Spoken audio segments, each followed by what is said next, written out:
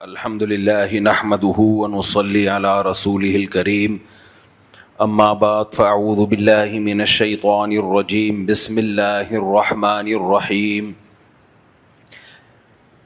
كلا انا خلقناهم مما يعلمون فلا اقسم برب المشارق والمغارب انا لقادرون على ان نبدل خيرا منهم وما نحن بمسبوقين۔ سورہ معارج کی ان آیات پر درس چل رہا ہے۔ چھپکلی ہے، خیر ہے، کوئی بات نہیں، کوئی بات نہیں صحیح ہے، چھپکلی ہے، اس کو بھی بیان سننے دیں، جانے دیں جانے دیں۔ یہ گری کہاں سے ہے؟ میرا خیال ہے چھت سے گری ہے۔ یہ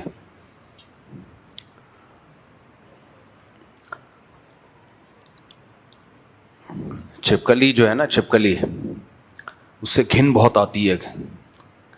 چھپکلی نقصان دہ جانور نہیں ہے،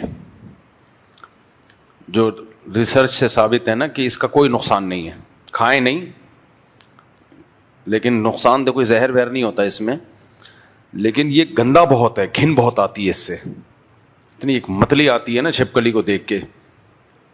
اسی وجہ سے نبی صلی اللہ علیہ وسلم نے فرمایا کہ چھپکلی کو دیکھو تو حدیث کا مفہوم ہے ایک ہی وار میں مار دو اس کو، اور جتنے وار میں اس کو ماریں گے نیکیاں اتنی کم ہوتی چلی جائیں گی۔ علماء نے اس میں حدیث میں یہ جو حکمت ہے وہ بیان کی ہے کہ ایک ہی وار میں مارنے کا حکم اس لیے کہ جانور کو تکلیف کم سے کم ہو،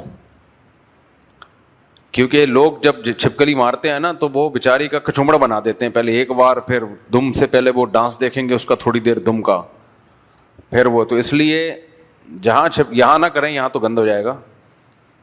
چھت وت سے گری ہے میرا خیال ہے کہ، تو جب کوئی چھپکلی دیکھی ایک ہی دفعہ میں چپکا دیا اس کو، اسٹیکر بنا دیا۔ ڈمپر نہیں کرتے جو کراچی کے روڈوں پہ، مارنے کا حکم کیوں ہے؟ دیکھو اسلام گندگی سے بہت دور رکھتا ہے ہمیں، اسلام جو ہے نا گندگی سے بہت دور۔ اسلام میں جو صفائی، طہارت، نظافت ہے وہ دنیا کے کسی مذہب میں نہیں ہے۔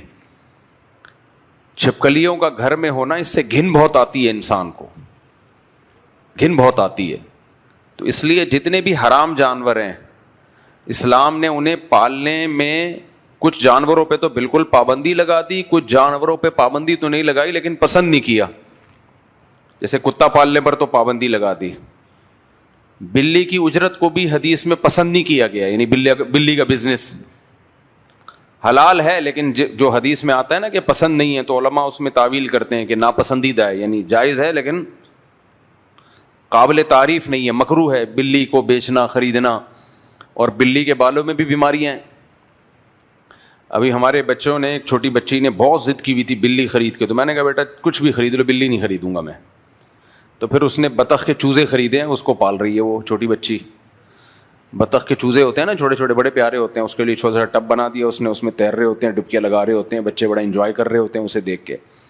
تو کوئی بھی جانور جو، کتے کے تھوک میں بیماریاں ہیں، کتے کی لید میں بیماریاں ہیں، حلال جانوروں میں آپ دیکھ لو، یہ جو باڑے میں لوگ ہوتے ہیں گوبر پڑا ہوا ہوتا ہے، وہیں چارپائی ڈال کے پوری رات سوتے ہیں، کوئی بیماری نہیں ہوتی ان کو۔ تو ان حلال جانوروں کے پیشاب میں، گوبر میں بیماریاں نہیں ہیں۔ ہاں سڑ جائے تو ایک الگ بات، یہ نہیں کہ گوبر میں چارپائی ڈال کے سویا کریں، میں تو ایک مثال دے رہا ہوں۔ بیماریاں حرام جانوروں میں، اور آپ کو ہی پتہ ہے کہ جو وائرس یعنی حرام جانوروں کی بیماریاں انسانوں میں بھی پھیلتی ہیں بہت تیزی سے، وائرس پھیلتے ہیں۔ حلال جانوروں میں بہت کم بیماریاں ایسی ہیں جو انسانوں کو لگتی ہیں، وہ کامن نہیں ہیں وہ بیماریاں۔ خیر، تو چھپکلی پر میں نے بیان شروع کر دیا۔ تو سورہ معارج کی یہ آیات کئی ہفتوں سے میں پڑھ رہا ہوں۔ اللہ تعالیٰ نے ارشاد فرمایا کلا انا خلقناہم مما یعلمون، ہم جانتے ہیں ہم نے انسان کو کس چیز سے پیدا کیا۔ تو انسان کو اس کی اوقات یاد دلائی جا رہی ہے، اور اوقات جب یاد دلائی جاتی ہے جب کوئی اپنی اوقات بھول جاتا ہے۔ اس پہ میں نے مثالیں دی تھیں کہ کسی کو اس کی اوقات یاد دلانا یہ عام طور پر یہ اچھا نہیں سمجھا جاتا۔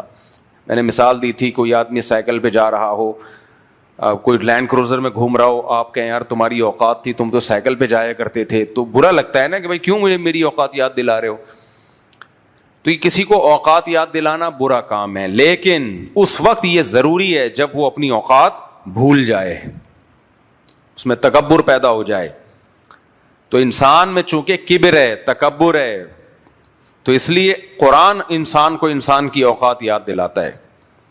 دیکھو انسان نا انسانوں کے مقابلے میں تو صاحب فضیلت ہو سکتا ہے، اور کمال کی بات ہے کہ آج پوری دنیا انسان کو انسان کے سامنے تواضع سکھاتی ہے. یہ جو انگلش کے الفاظ ہیں نا بہت سارے کہ آپ کو ایک دوسرے کے ساتھ تواضع کے ساتھ رہنا چاہیے اور ملنسار بن کے رہنا چاہیے، موسٹ مرسیفل بن کے رہنا چاہیے، یہ سب انسانوں کے لیے ہیں. خدا انسان کو انسان کی اوقات یاد دلاتا ہے اللہ کے مقابلے میں کہ تم اس کے مقابلے میں تمہاری کوئی حیثیت نہیں ہے، لہذا اس کے سامنے بالکل زیرو، تم جھک جاؤ. تو قرآن کہتا ہے کلا انا خلقناہم مما یعلمون، ہم جانتے ہیں ہم نے اس کو کس چیز سے بنایا ہے. اب میں چند وہ مثالیں دوں گا جس سے پتہ چلتا ہے کہ ہم اپنی اوقات بھول چکے ہیں. تکبر، نبی صلی اللہ علیہ وسلم نے ارشاد فرمایا تکبر یہ ہے بطر الحق، حق کا انکار کر دینا اپنی پرسنالٹی کی وجہ سے. کتنے مواقع ایسے ہیں جہاں ہم حق کا انکار کرتے ہیں، کتنے مواقع ایسے ہیں. دیکھو قرآن کیا کہتا ہے، جو نماز نہیں پڑھتا وہ بھی متکبر ہے. کافر اس کو متکبر مانتا ہے؟ جو لوگ نماز نہیں پڑھتے کافر ان کو کہتے ہیں کہ یہ متکبر ہیں؟ کہتے ہیں نہیں یار یہ تو بہت ملنسار ہے. وہ کیا کہتے ہیں؟ Down to earth. یہ بندہ ڈاؤن ٹو ارتھ. میں نے بہت باہر ملکوں میں جب جاتا ہوں تو غیر مسلموں کے بارے میں مفتی صاحب یہ مائیکل جو ہے نا ڈاؤن ٹو ارتھ ہے، یہ چنگ پونگ جو ہے یہ ڈاؤن ٹو ارتھ ہے. یہ ہر